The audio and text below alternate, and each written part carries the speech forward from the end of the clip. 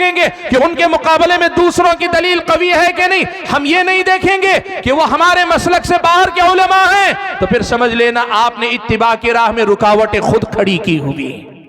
ये इत्तिबाए सुन्नत का वो पैगाम है जो कुरान और सुन्नत में हम और आपको सिखाया गया है। आपको मालूम है ये सहाबा का तरीका था।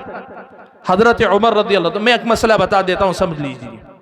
अल्लाह के नबी के ज़माने से पहले ये होता था कि आदमी सफ़र हज में जाता तो सिर्फ हज करता था, उम्रा नहीं करता था। और वो लोग ज़माने जाहिलियत में एक ही सफ़र में हज और उम्रा साथ में मिलाकर करने को गलत मानते थे, जुर्म मानते थे।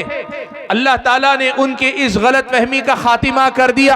अल्लाह के नबी को हुक्म दिया, हालांकि आप सल्लल्लाहु अलैहि वसल्लम हज की नीयत करके निकले थे, लेकिन अल्लाह ताला ने हुक्म दिया कि उम्रे की नीयत आप कर लें। अल्लाह के नबी ने हज और उम्रे की नीयत साथ में कर ली।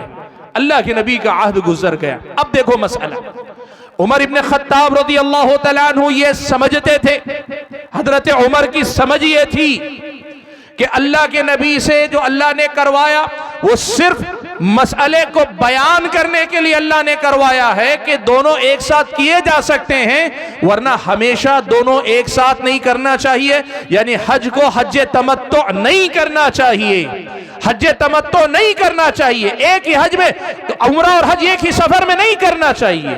ये हजरत उमर मानते थे, बेहतर नहीं है ये कहते थे। अल्लाह के नबी को अल्लाह ने सिर्फ मुशरिकीन की गलतफहमी दूर करने के लिए ऐसा करने को कहा। यह हजरत उमर की समझ थी। उसके मुकाबले में सारे सहाबा तकरीबन ये मानते थे कि अल्लाह ताला ने नबी अलैहिस्सलातु वस्सलाम की ज़बानी जो सिखाया वो ये कि क्या ये उम्रा हज में हमेशा के लिए दाखिल हो गया है, कहा ये हमेशा के लिए मसला है। अब देखो हजरत अब्दुल्ला इब्न उमर लोगों को फतवा देते थे, कहते थे हज जब भी करो हज तमत्तो करो, एक ही सफर में उम्रा भी करो हज भी करो। हजरत उमर मना करते थे।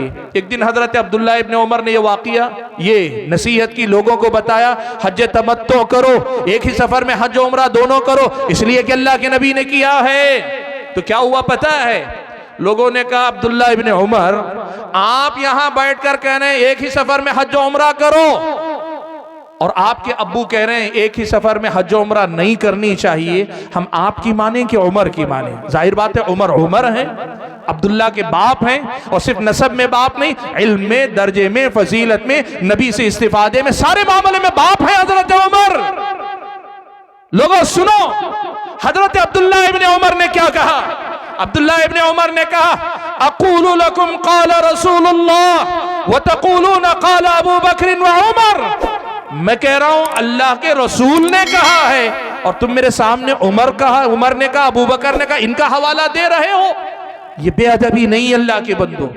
हजरत अब्दुल्ला इब्न उमर बेअदब नहीं थे, वो हजरत उमर के, हजरत अबू बकर के दोनों के मुकाम को जानते थे, लेकिन वो ये भी जानते थे कि उमर और अबू बकर मसले को समझने में उनसे चूक हो सकती है। जब अल्लाह के नबी ने साफ तौर पे बता दिया हज और उमरा एक साथ हो सकते हैं, तो फिर हमें अल्लाह के नबी की बात को ऊपर रखना चाहिए। यही हमारी दावत है अल्लाह के बंदों। हम जब मसलक की बात करते हैं, इन मसालिक के साथ चलने की बात करते हैं, इसी की करते हैं। मसला ये है कि आज के दौर में लोगों ने ये किया हुआ है कि जो मसलक उनका अपना, उन्होंने मसलक ही को इत्तिबा का नाम दे दिया। अब हनफी ये मानते हैं कि हनफी मसलक ही इत्तिबा का नाम, हनफी मसलक का नाम ही इत्तिबा। शाफी मानते हैं शाफी मसलक का नाम ही इत्तिबा। मालिकी मानते हैं मालिकी मसलक का नाम ही इत्तिबा। हंबली मानते हैं हंबली मसलक का नाम ही इत्तिबा। और हम ये मानते हैं कि इत्तिबा के नाम पे तरीका एक हो सकता है, चार तरीके नहीं हो सकते। हमारा मसला बस इतना, हम ये मानते हैं चारों नहीं, इन चारों के अलावा भी जितने फुक़हा हैं ये सारे उलमा हमारे साथ या हम उनके साथ चलेंगे, लेकिन इनमें से किसी एक की बात दलील की रोशनी में सही करार पाएगी, वही इत्तिबा है, उसी को लेके चलने का नाम दीन है। हाज़िर गिरामी कद्र, यह है मसालिक के हवाले से। एक दूसरी बात 2 मिनट में कहकर अपनी बात खत्म कर लूंगा, और वो बात क्या है?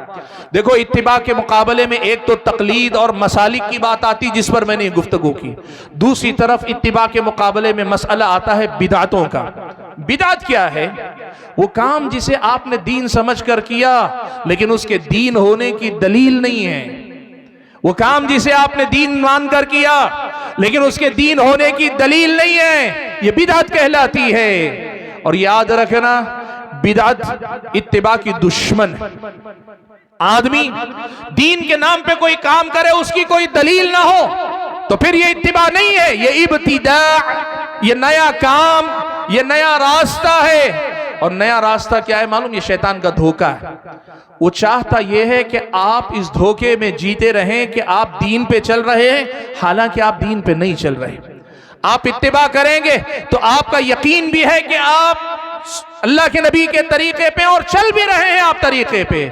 बिदअत यह है कि यकीन आपको होता है कि आप सही रास्ते पे चल रहे हैं, जबकि आप सही रास्ते पे नहीं हैं। इसीलिए भाइयों, जो काम बेदलील हो, जिस काम का सबूत अल्लाह के नबी से न मिलता हो, उस काम को अपनाना अपनी जिंदगी में बिदअत है। ये इत्तिबा से निकलने की दूसरी बड़ी गुमराही है। वक्त इजाजत नहीं देता कि मैं तफसील में जाऊं। भाइयों, मुख्तसर अल्फाज में, इत्तबिउ मा उन्ज़िला इलैकुम मिर रब्बिकुम, लोगों तुम्हारे रब की तरफ से जो तुम पर उतारा गया उसकी इत्तिबा करो।